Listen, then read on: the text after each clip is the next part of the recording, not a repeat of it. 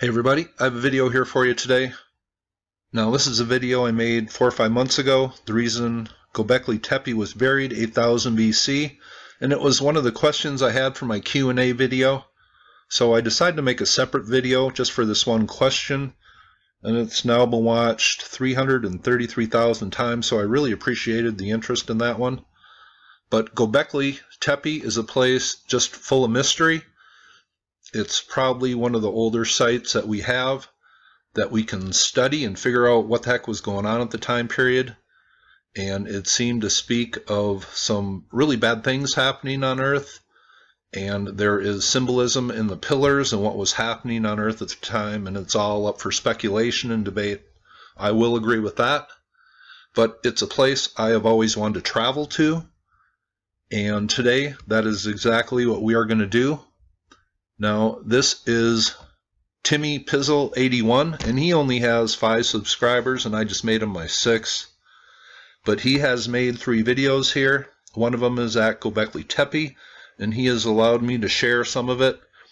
And I will leave all of his links below, and he has also made a couple other videos here, and one at San Urfa, ancient Edessa, and my longtime subs know that that is a location I have studied the history of intensely and thoroughly and voiced some opinions on it. But I really appreciate the use of this video. I've always wanted to give you people a current look around at Gobekli Tepe, and he has read Andrew Collins and Graham Hancock, and that's where his knowledge of this site is generally rooted, and he appreciates their thoughts on Gobekli Tepe. And he has just the general outlook that this place should be shared and a lot more people should know about it, and that history books should really be reconsidered. So I just thought this was well done. I wanted to share it. I want as many of you as possible to go to this video, Gobekli Tepe Travelogue, and tell him how much we appreciate the video and subscribe to his channel. This is Timmy Pizzle 81. He only has 6 subs right now, and I hope as many of you watch his videos and sub his channel. But here is that video now, just about a 6 or 7 minute clip from it. It's a 12-minute video. Hope you thought this was interesting. You all have. A very nice. So I've travelled halfway across the world to finally see my academic passion, which is for the last 5 years, which is researching Gobekli Tepe. We're in Urfa at the moment. Ancient city of Edessa during the Roman period and during Christianity period. So I'll use my notes a little bit here as well because it's difficult to remember everything in the chronology that I want to present it. The first person to go to Gobekli Tepe, first academic, was a man by the name of Peter Benedict in 1963. And in 1963, of course, Peter Benedict came here and he likened this site to a Byzantine cemetery. Of course, that's completely understandable with the knowledge that they had at the time in 1963, that it could be just simply a Byzantine cemetery. So the farmer who found this found the stones sticking out of his farm, of course, and this would have occurred somewhere in the 1950s, 60s as well. He went to the antiquities department in Urfa, and he explained that he found something pretty important because there are lots of stone tools that he discovered on his farm, etc. And the Urfa Antiquities Department actually turned him away and said this is nothing, which is a great shame. But not to worry though, because the Turkish farmer continued to find these stone tools and he put them around his fence on the outside of his farm. And eventually these stone tools beckoned him to continually pester the local Antiquities Department to say, listen, bring someone out here, let's have a look at this place. So eventually, that happened in the 1995-94. Klaus Schmidt was working on a site nearby, and that site unfortunately fell under construction or for a dam or something like that.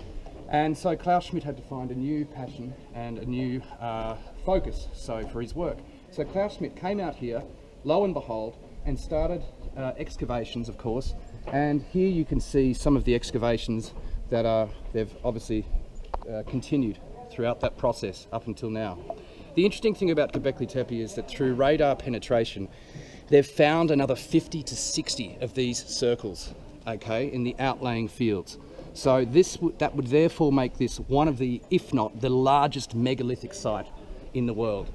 Andrew Collins believes that this may have been an older culture called the Solutreans. The Solutreans existed in Northern Europe, and they may have come here to find a new place, obviously to escape the changing climate. So in one of the pillars you'll see a circle, and that circle lines up with the star constellation Cygnus, and Cygnus is very important, and it could be represented here in the image of the crane. You'll also see an ibis, which is a black bald-headed ibis, which is also featured there on this pillar as well. Now the interesting thing about these stones at Gobekli Tepe is that they're anthropomorphic. And what does that mean? Anthropomorphism is the idea that we're presenting something that looks human, but it's not. You can see the T-shaped stones at the top of the pillars, and yet you can see hands wrapping around the front, and you can also see a belt buckle and a garment going down. Now this belt buckle and garment that you see in the front of the pillars with the hands, the long fingers covering the front, is very interesting because this demonstrates that we're looking at very high culture for 9,600 BC. But here you might be able to see on this pillar, which you will see what looks like a crane. And the crane is holding something. It's a circle. Speculation could suggest that this circle may have been the comet, or the comets that the people at the time kept seeing in the sky. You'll also see a crane on the side of that pillar as well. The cranes are very important because you also see these in Haran as well. Haran and Gobekli Tepe could be connected religiously in that sense. Now, you'll also notice that the pillars are very thin on this particular one. That involves extremely intricate stone cutting. Okay, we're going to move over there now and have a look at that. So the pillars are very, very thin, and some of these pillars you'll see anthropomorphic and animal figures coming out of the sides, which means that the rock would have had to be cut away in. Now that is a stone cutting technique that is extremely difficult, extremely time consuming, and of course that means that the original slice of the bedrock had to be much thicker. Moving along, you can see images of animals as well. So what this suggests is that the people who came here, was it the Solutreans, the climate refugees after the Younger Dryas Ice Age? Some different theories present themselves here, but the matter of fact is that this thing is here, it happened, it was built by hunter-gatherers. There's no question about that.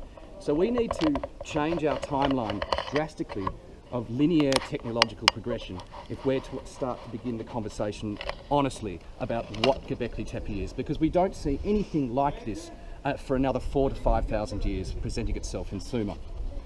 Now the interesting thing about Gobekli Tepe is that there's a lot of older circles underneath these ones, and what they would do is they'd build the newer circles and then cover up the older circles. Okay?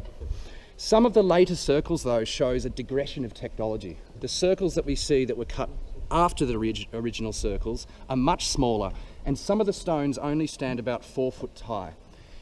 The problem with this site is hunter-gatherers are building megalithic stones, and I think that we need to look at these, what do they call, pseudo-scientists they've been called, but they're branded off in academia very quickly without people looking into what they're actually researching and saying.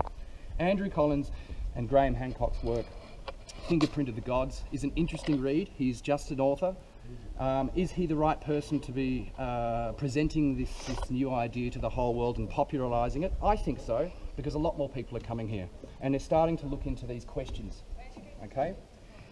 What is interesting here is that we might be looking at people, possibly, that had knowledge from a previous advanced pre-Ice Age civilization. We don't find any other places around here anything like this. Nevalı Çori is the nearest site, and that Nevalı Çori is very similar in a sense. It has a square base. You see big pillars like this, not as tall as these ones, but Nevalı Çori also shows many of the animals' carvings on it as well. Other than that, we don't have any other examples of anything like this in the nearby area, and we don't have anything else like that excavation-wise for another 4,000 years. That is the big question mark. So we need to change our timeline of accepted history narratives. We need to change the textbooks. We need to start to get this information out there. And a lot of these mounds you see around this place contain more circles like this.